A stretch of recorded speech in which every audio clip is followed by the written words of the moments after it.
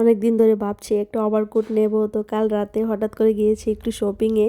তো ওভারকোট নেওয়ার উদ্দেশ্যে যাইনি, গিয়েছি অন্য কিছু কেনাকাটার উদ্দেশ্যে। কিন্তু স্মার্ট বাজারে গিয়ে এত সুন্দর সুন্দর ওভারকোট দেখে আমি তো জাস্ট প্রেমে পড়ে গেছি। আর ওকে বলছি যে অন্য কিছু যাই কিনি না কেন আমাকে একটা ওভারকোট নিয়ে দিতে হবে। তো ও বলছে যে আগে অন্য কিছু নাও, তারপরে নিলে নিও।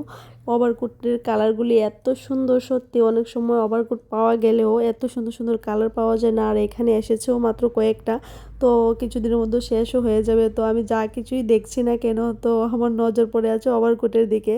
তো হঠাৎ করে আমরা কেন শপিংয়ে গেলাম অবশ্যই তোমাদের সাথে শেয়ার করব। তো হঠাৎ করে প্ল্যান হলো আমরা যাচ্ছি এক জায়গায় ঘুরতে। তো তার জন্য আমাদের কিছু শীতের কেনাকাটা করতে হবে, তো তার জন্যই গিয়েছি। তো কেনাকাটা আমিই করব, ও করবে না। তো এদিকে আমি দেখছিলাম, আর ও বলছিল যে একটু তাড়াহুড়ো করে দেখো, কারণ ও যাবে আবার ক্লিনিক্সে। ও যদি পেশেন্ট আসে তাহলে কল করবে, তো ও চলে যাবে। তো আমি খুবই তাড়াহুড়ো করে দেখছি। তো যদি বলতে পারো আমি কী কী নিয়েছি তাহলে অবশ্যই কমেন্টে বলবে। আর দেখো এদিকে আমি ট্রায়াল দিচ্ছিলাম আর ওভারকোটটাও দেখছিলাম। ওভারকোটটা মানে ভিডিওতে যতটুকু না সুন্দর, সামনাসামনি অনেকটাই সুন্দর। তো তারপরে ও চলে গেছে ক্লিনিক্সে, কল করেছে যে পেশেন্ট এসে বসে আছে। তো তারপরে আমি স্মার্ট বাজারের সামনে বসে বসে অপেক্ষা করছি, অনেক রাত্র হয়ে গেছে আর ভালো লাগছিল না।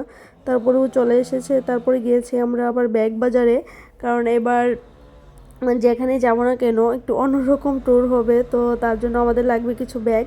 তো এখানে ও পছন্দ করে নিচ্ছে ব্যাগ। তো এই ব্যাগটা খুব পছন্দ হয়েছে, কিন্তু আমাদের দুইটা লাগবে, আর একটা পাওয়া যাচ্ছে না। তো আমি বলছি যে ঠিক আছে তোমারটা তুমি নিয়ে নাও, আর আমারটা আমি পছন্দ করে নিয়ে নেব।